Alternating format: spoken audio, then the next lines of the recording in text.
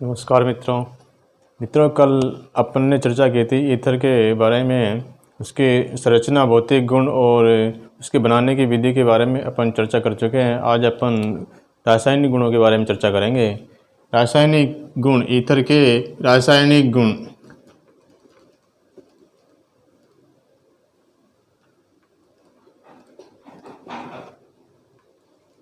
Chemical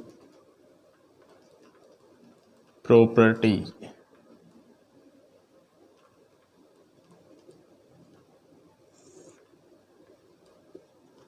ठीक है मित्रों, रासायनिक गुणों में ईथर स्थायी व कम क्रियाशील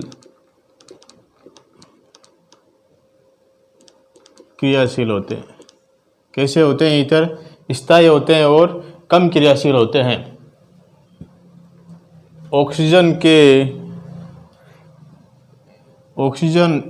ईथर के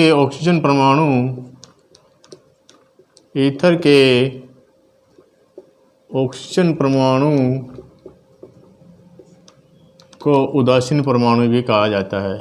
कैसा परमाणु? उदासीन परमाणु भी कहा जाता है। ठीक है। ईथर में मुख्यतः 4 प्रकार की अभिक्रियाएं पाई जाती है। 4 प्रकार की रासायनिक अभिक्रियाएं, 4 प्रकार की रासायनिक अभिक्रियाएं पाई जाती है। ठीक है। ईथर कैसा होता है? स्थायी होता है और कम क्रियाशील होता है। ईथर के ऑक्सीजन परमाणु को उदासीन परमाणु भी कहा जाता है। ईथर 4 प्रकार की रासायनिक अभिक्रिया देता है। कौन कौन सी? पहली है एल्किल हैलाइड के प्रतिस्थापन अभिक्रिया। एल्किल हैलाइड के प्रतिस्थापन अभिक्रिया। दूसरी है ईथरे ऑक्सीजन अभिक्रिया।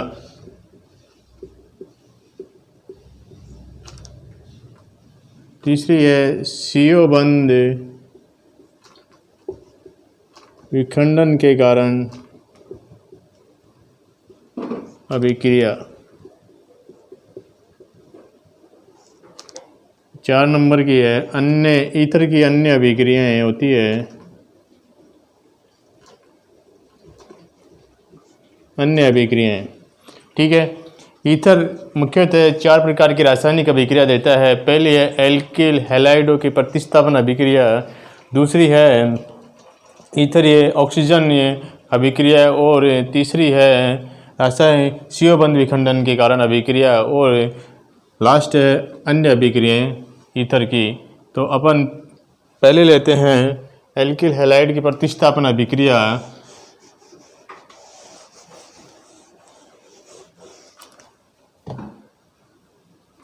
पहली कौन सी? एल्किल हैलाइड की प्रतिस्थापन अभिक्रिया।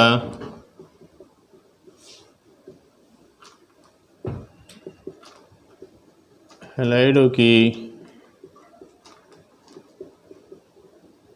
प्रतिस्थापन अभिक्रिया।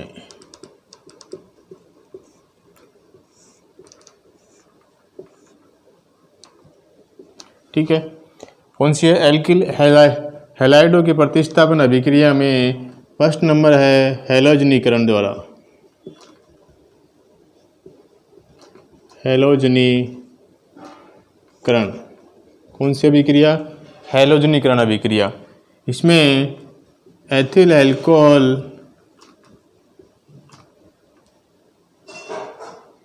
का Cl2 अंधेरे में इसका हैलोजनीकरण करवाते हैं। यह ethyl alcohol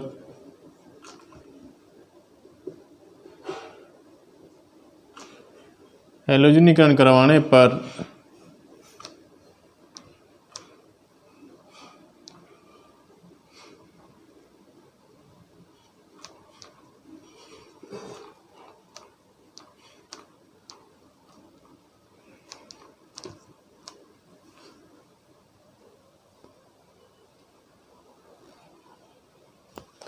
die ethyl ether से डाई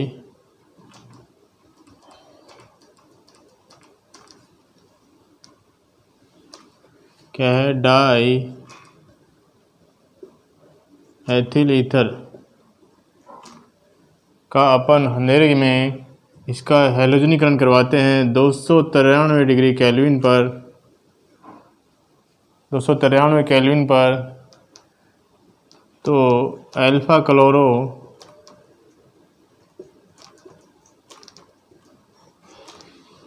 डाई एथिल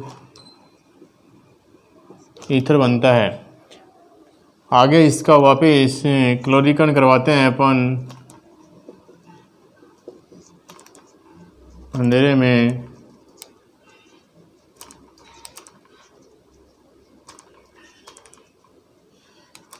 तो alpha alpha alpha dash die chloro die ethyl ether बनता है।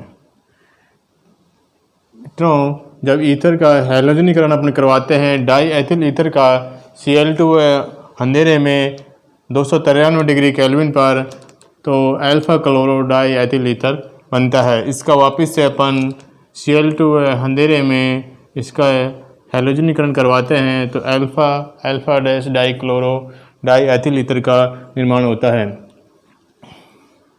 इसका डाई एथिल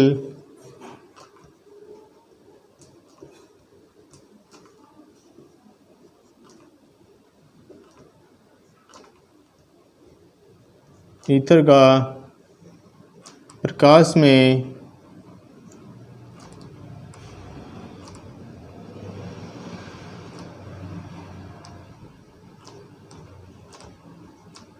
प्रकाश की उपस्थिति में इसका हैलोजनीकरण करवाते हैं अपन,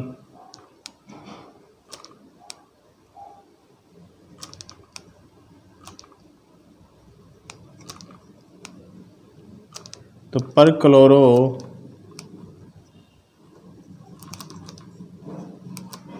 क्लोरो डाई एथिल ईथर बनता है। क्या बनता है मित्रों, जब प्रकाश की उपस्थिति में इसका अपन डाई एथिल ईथर का हैलोजनीकरण करवाते हैं तो पर क्लोरो डाई एथिल ईथर का निर्माण होता है। इस प्रकार से हैलोजनीकरण किया जाता है डाई एथिल ईथर का अंधेरे में, तो alpha alpha dash die chloro die ethyl ether का निर्माण होता है, और प्रकाश की उपस्थिति में इसका अपन हैलोजनीकरण करवाते हैं तो पर क्लोरो डाई एथिल ईथर का निर्माण होता है। अगली है एल्किल हैलाइडों के प्रतिस्थापन में इसका दहन कराते हैं अपन। दूसरी विधि है दहन।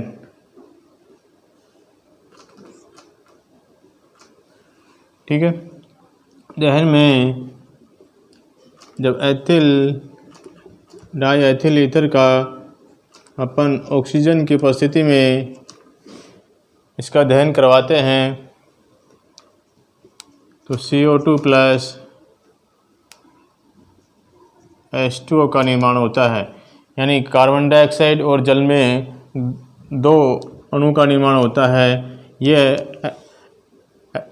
ईथर अत्यंत ज्वलनशील द्रव होता है, जल में रखने पर इसको रखा जाता है, खुले में रखने पर विस्फोटन होने की संभावना रहती है। इसका अपन वायु की उपस्थिति में इसका दहन किया जाता है तो CO2 और जल का निर्माण होता है। ठीक है मित्रों, इस प्रकार से एल्किल हैलाइडों की प्रतिस्थापन की अभिक्रिया है हैलोजनीकरण और दहन से। दूसरी है E3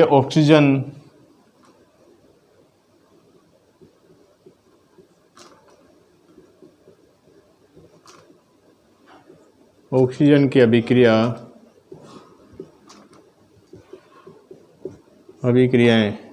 E3 ऑक्सीजन की अभिक्रियाएं जब ईथर को वायु में ईथर की अपन क्रिया ऑक्सीजन के साथ क्रिया करवाते हैं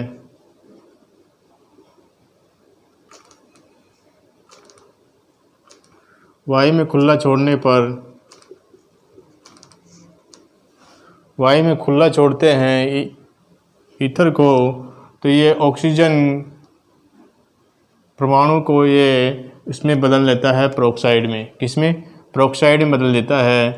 जैसे कि अपन ईथर का ऑक्सीकरण करवा रहे हैं तो C2H5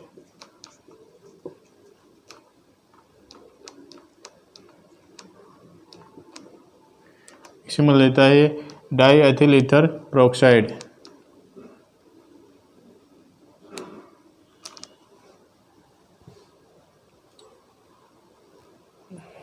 इसका नाम है di ethyl ether peroxide, di ether peroxide. मित्रों, ईथर ऑक्सीजन में ऑक्सीजन के पास ऑक्सीजन परमाणु पर दो एकाकी इलेक्ट्रॉन युग्म पाए जाते हैं, जिसे ईथर एक क्षार की तरह व्यवहार करता है और अम्लों के साथ ये उपसंयोजी यौगिक बनाता है। जब ईथर के अपन ऑक्सीकरण वायुमंडलीय ऑक्सीजन के साथ अपन क्रिया करते हैं,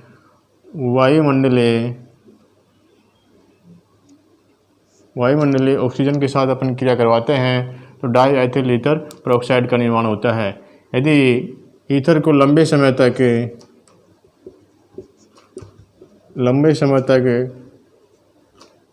खुला रखते हैं या तो ऑक्सीजन की उपस्थिति में लंबे समय तक खुला रखा जाता है तो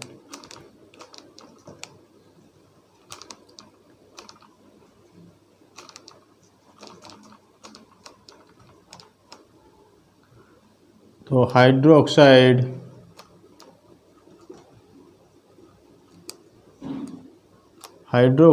डाई एथिल हाइड्रोपेरोक्साइड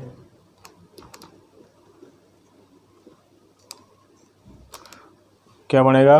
लंबे समय तक इसको खुला छोड़ते हैं वायु में तो हाइड्रोपेरोक्साइड डाई एथिल ईथर का निर्माण होता है। ठीक है, अगला है लवण।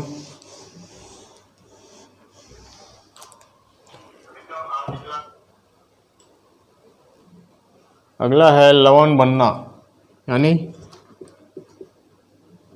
लवण बनना। जब C2H5OH की क्रिया अपन ठंडा HCl के साथ अपन क्रिया करवाते हैं, दो मॉलिक्यूल लेते हैं C2H5 के,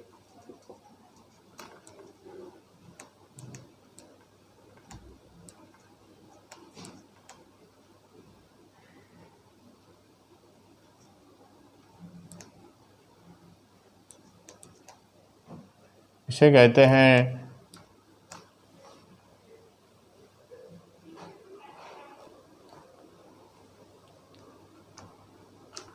डाई एथिल ईथर। क्या लेते हैं? डाई एथिल ईथर की क्रिया अपन ठंडे HCl के साथ अपन क्रिया करवाते हैं तो डाई एथिल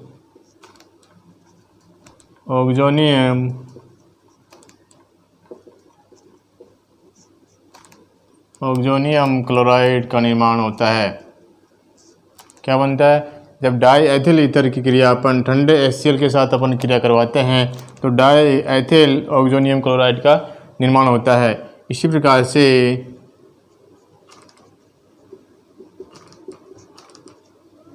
H2SO4 ये भी कैसा ठंडा के साथ अपन क्रिया करवाते हैं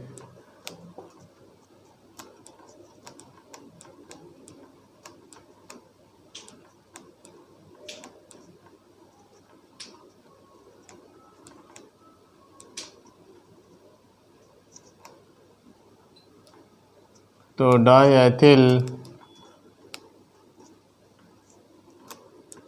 ऑक्सोनियम हाइड्रोजन सल्फेट का निर्माण होता है। ठीक है, कहने का मतलब है कि डाई एथिल ईथर को अपन ठंडे HCl की उपस्थिति में क्रिया करवाते हैं तो डाई एथिल ऑक्सोनियम क्लोराइड का निर्माण होता है। इसी प्रकार से H2SO4 से क्रिया करवाते हैं तो die ethyl oxonium hydrogen sulphate का निर्माण होता है। अगला है उपसहसंयोजी यौगिकों का निर्माण।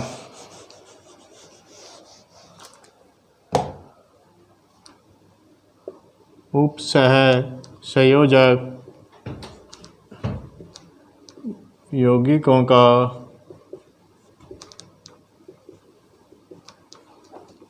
निर्माण।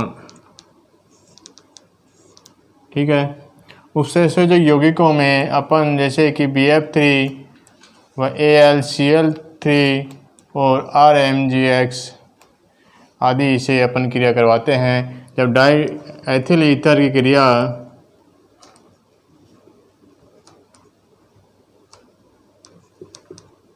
BF3 के साथ अपन क्रिया करवाते हैं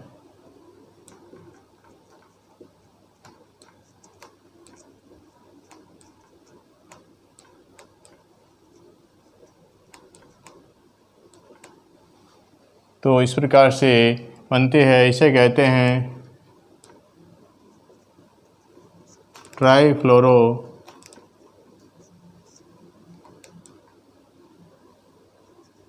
die trifluoro bromo trifluoro etherate का निर्माण होता है। इसी प्रकार से अपन CH3 CH2 व CH3 डाई एथिल ईथर की क्रिया RMgX के साथ अपन क्रिया करवाते हैं। यह डाई एथिल ईथर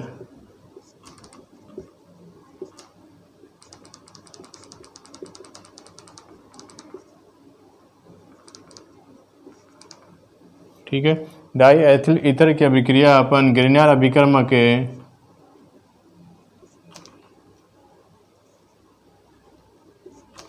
के साथ अपन रिएक्शन करवाएंगे तो इस प्रकार से अपन को ये प्राप्त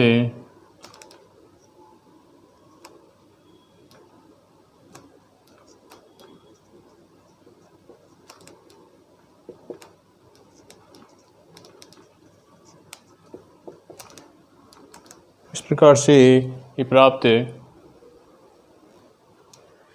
प्रकार से ये ग्रिग्नार अभिकर्मक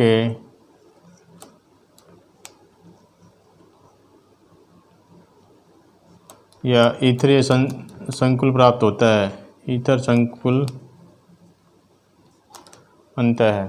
ठीक है मित्रों, कहने का मतलब है कि उपसहसंयोजी यौगिकों में जब डाई एथिल ईथर की क्रिया अपन BF3 के साथ क्रिया करवाते हैं तो बोरोन ट्राईफ्लोरो ईथरेट का निर्माण होता है। उसी प्रकार से ग्रिग्नार अभिकर्मक के साथ क्रिया करवाते हैं तो ग्रिग्नार अभिकर्मक या ईथर संकुल का निर्माण होता है। दो विधि हो गई है, एल्किल हैलाइडों की प्रतिस्थापन अभिक्रिया और दूसरी ईथरी ऑक्सीजन की अभिक्रिया। तीसरी है अपनी विधि है CO बंध विखंडन के कारण CO बंध विखंडन की अभिक्रियाएं।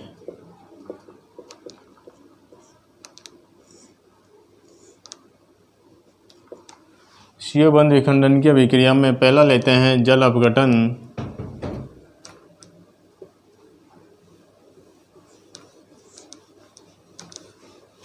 तो जल अपघटन में जब ईथर का अपन अपघटन करवाते हैं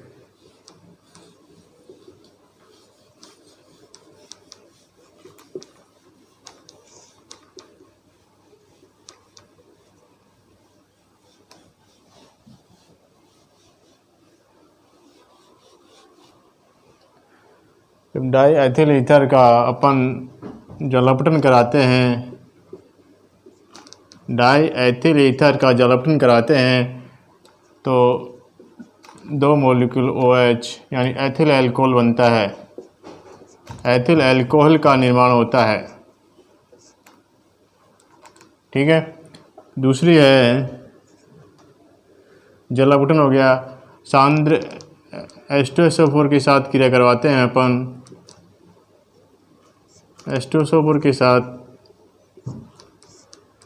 क्रिया कराने पर diethyl ether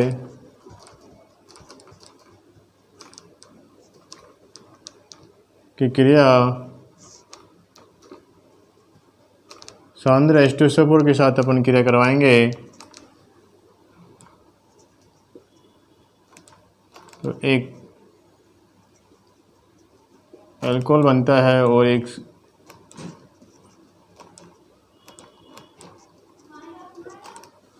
ethyl hydrogen sulphate बनता है। दूसरी है अपनी सांद्र H2SO4 के साथ क्रिया जब डाई एथिल ईथर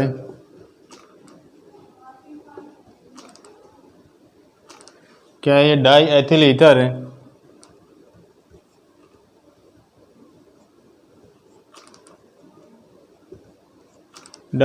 ईथर की क्रिया अपन H2SO4 के साथ क्रिया करवाएंगे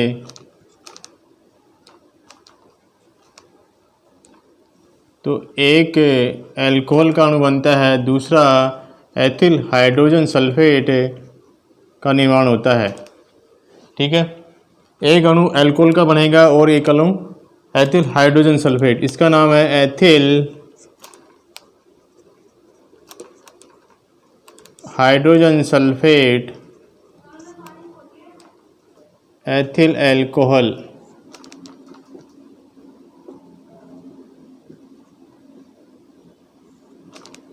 ठीक है, इस प्रकार से अपन इसके दो अभिक्रिया हैं CO बंध विखंडन की जल अपघटन अभिक्रिया। इसमें है डाई एथिल ईथर का अपन जब जल अपघटन करते हैं तो एथिल अल्कोहल का निर्माण होता है, दो अणु एथिल अल्कोहल के बनते हैं। इसी प्रकार से H2SO4 के साथ क्रिया करवाते हैं तो एक एथिल अल्कोहल का अणु बनता है, दूसरा एथिल हाइड्रोजन सल्फेट का अणु बनता है। अगली है हैलोजनीकरण। हैलोजन के साथ अपन अभिक्रिया करवाएंगे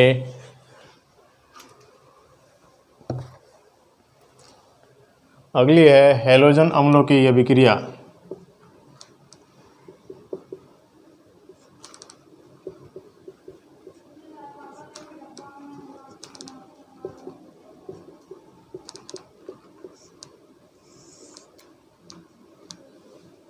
इससे पहले हैलोजन की क्रियाशीलता का क्रम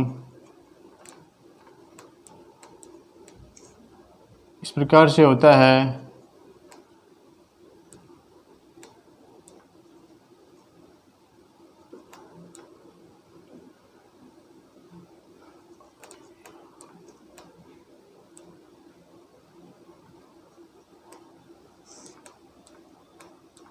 इस प्रकार से होता है। ठीक है, दूसरा है हैलोजन अभिक्रिया की दो माध्यम में होती है, एक है गर्म माध्यम में अभिक्रिया, दूसरी है ठंडे माध्यम में अभिक्रिया। मित्रों, हैलोजन अभिक्रिया दो माध्यम में होती है, एक ठंडे माध्यम में, दूसरी गर्म माध्यम में। ठीक है, पहले लेते हैं गर्म माध्यम में अभिक्रिया।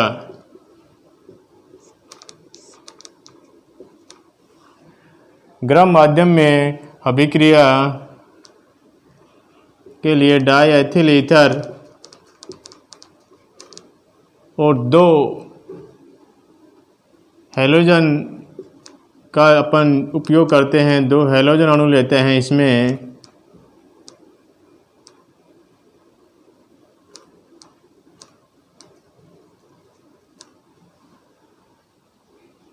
ठीक है,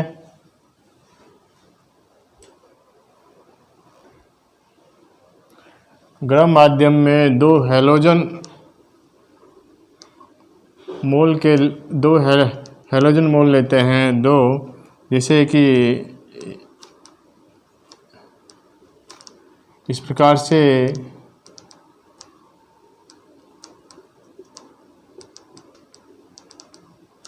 अभिक्रिया होगी और क्या बनेगा, एक जल का अणु एक क्या बनेगा, जल का अणु, और दूसरा C2H5I, यानी 2 एथिल आयोडाइड के अणु बनेंगे और एक जल का अणु का निर्माण होगा। C2H5I प्लस जल का अणु का निर्माण होगा। ठीक है, इस प्रकार से दूसरा एग्जाम्पल लेते हैं अपन, CH3 या HBr के साथ अपन क्रिया करवाते हैं।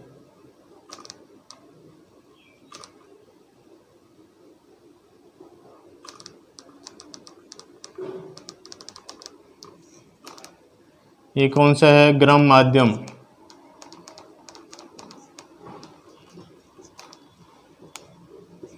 गर्म माध्यम में अभिक्रिया कराते हैं तो एक C2H5Br प्लस एक CH3Br का निर्माण होता है, यानी एथिल ब्रोमाइड और मेथिल ब्रोमाइड का निर्माण होता है। ठीक है, गर्म माध्यम में अपन डाई एथिल ईथर का अपन इसको गर्म करते हैं तो हेलो अम्लों के 2 मोल लेते हैं इसमें, तो 2 अणु एथिल हैलाइड के निर्माण होता है। ठीक है, इसी प्रकार से एथिल ब्रोमाइड का अपन एग्जाम्पल लेते हैं तो एक होता है एथिल ब्रोमाइड का निर्माण, दूसरा है मेथिल ब्रोमाइड का निर्माण। इसी प्रकार से ठंडे माध्यम में अपन क्रिया करवाते हैं।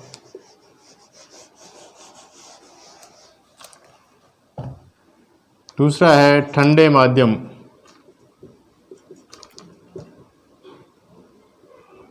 ठंडे माध्यम में क्रिया, ठंडे माध्यम में C2H5 डाई एथिल ईथर के लिए अपन हैलोजन अम्लों का एक ही मोल लेते हैं,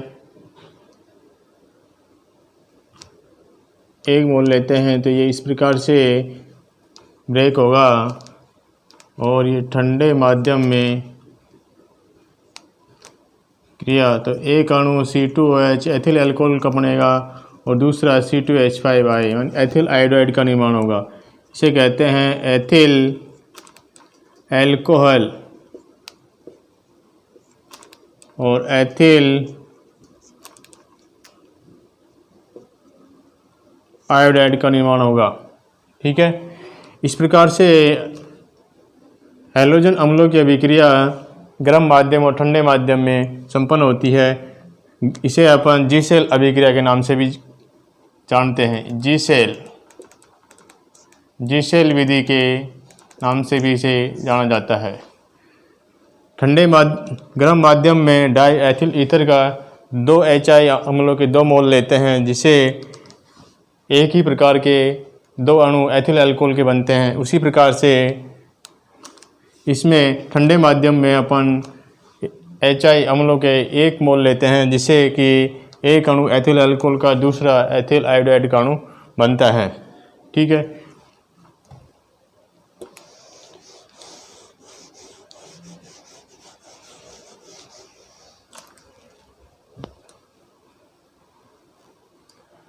अगली है PCl5 के साथ क्रिया। PCl5 के साथ क्रिया, जब डाई एथिल ईथर की क्रिया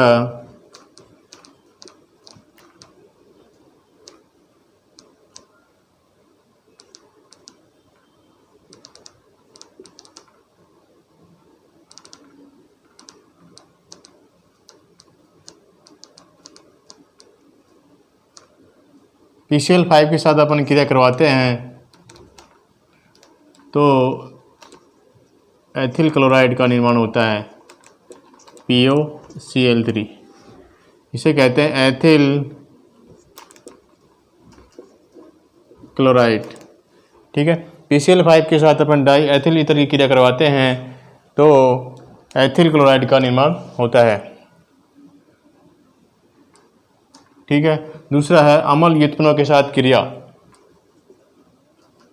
अम्ल व्युत्पन्नों के साथ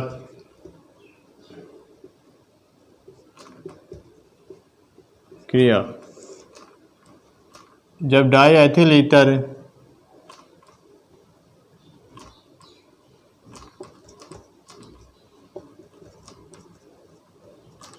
एसिटिक क्लोराइड, इसे कहते हैं एसिटिक क्लोराइड की क्रिया अपन इससे करवाते हैं, तो एथिल क्लोराइड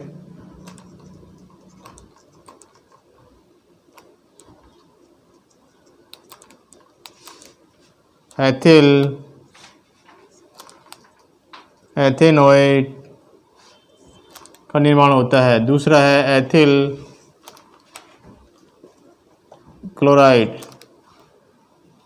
जब डाई एथिल ईथर की क्रिया अपन एसिटिक क्लोराइड के साथ अभिक्रिया करवाते हैं, निर्जलीय AlCl3 और ZnCl2 की उपस्थिति में क्रिया करवाते हैं, तो एथिल क्लोराइड व एथिल एथेनोएट का निर्माण होता है। इसी प्रकार से एसिटिक एनाहाइड्राइड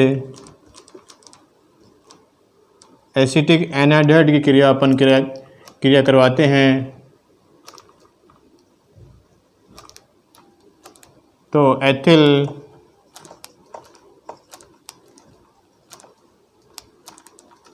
क्या बनता है, एथिल एथेनोएट। एथिल एथेनोएट का निर्माण होता है।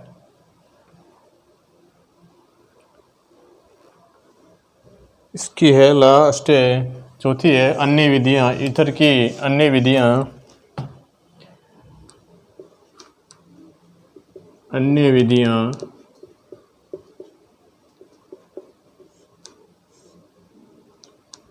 अन्य विधियों में पहली है ऑक्सीकरण। ऑक्सीकरण में जैसे कि डाई एथिल ईथर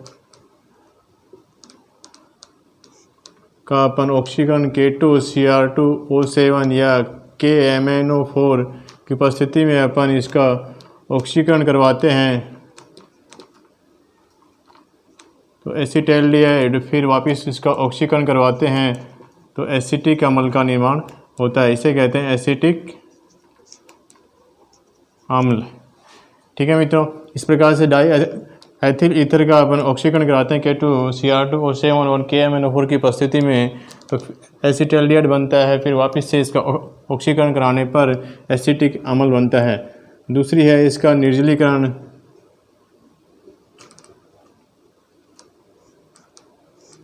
निर्जलीकरण करवाते हैं डाई एथिल ईथर। निर्जलीकरण Al2O3 एल्यूमिना की उपस्थिति में इसका निर्जलीकरण करवाते हैं, तो क्या बनता है, एथीन प्राप्त होता है। क्या बनता है, एथीन। निर्जलीकरण कराने से एथीन प्राप्त होता है। अगली विधि है कार्बन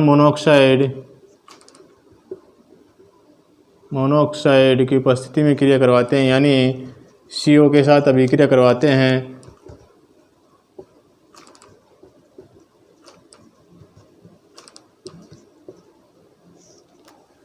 CO के साथ इसकी रिएक्शन करवाते हैं अपन,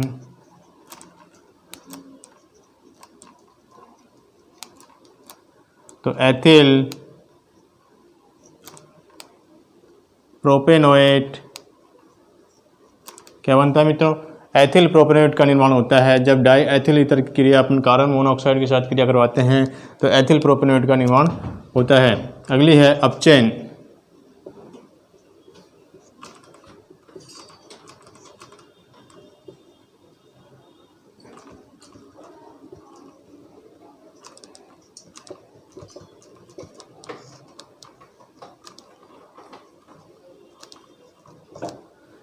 इसका अपचयन करवाएंगे तो एक अणु C2H6 यानी एथेन बनेगा, दूसरा अणु एथिल अल्कोहल बनता है। एथिल अल्कोहल का निर्माण होता है। ठीक है, कौन कौन सी विधि होगी, ऑक्सीकरण हो गई, निर्जलीकरण हो गई, और कार्बन मोनोऑक्साइड और अपचयन विधियां। तीसरी है इलेक्ट्रॉन प्रतिस्थापन अभिक्रिया। लास्ट है इलेक्ट्रॉन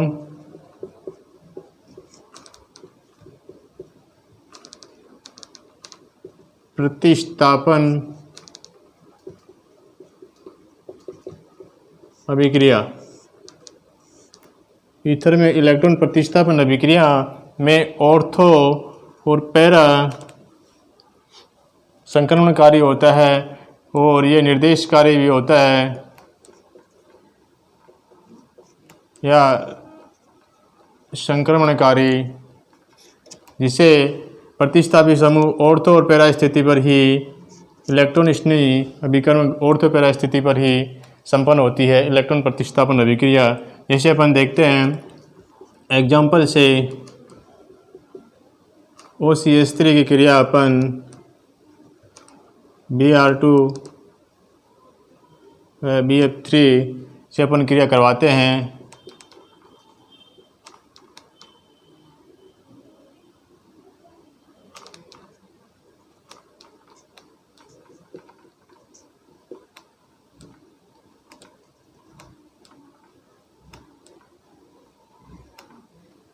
तो इसे कहते हैं ऑर्थो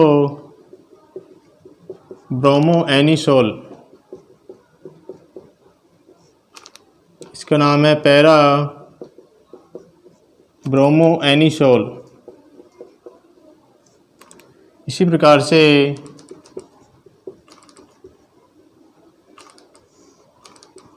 कंसंट्रेशन HNO3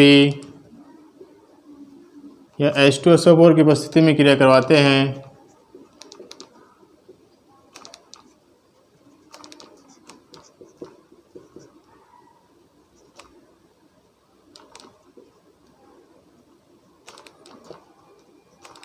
तो ऑर्थो नाइट्रो एनिसोल और पैरा नाइट्रो एनिसोल बनता है। नाइट्रो प्रतिस्थापन अभिक्रिया ईथर में नाइट्रोजन प्रतिस्थापन अभिक्रिया ऑर्थो पैरा दिष्टकारी या संक्रमणकारी होता है, इसलिए ऑर्थो पैरा स्थिति पर ही इलेक्ट्रॉन प्रतिस्थापन अभिक्रिया संपन्न होती है। इसमें अपन मेथोक्सी बेंजीन लेते हैं तो उसी क्रिया Br2 के साथ अभिक्रिया करवाते हैं तो ऑर्थो ब्रोमो एनिलीन और पैरा ब्रोमो एनिलीन का निर्माण होता है। इसी प्रकार से अपन इसका नाइट्रीकरण करवाते हैं तो ऑर्थो नाइट्रो एनिसोल और पैरा नाइट्रो एनिसोल का निर्माण होता है।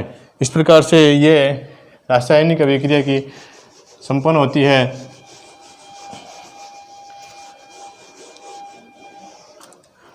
अब ईथर के यूज, रासायनिक गुण समाप्त होते हैं यहाँ। ईथर के उपयोग, ओनली उपयोग।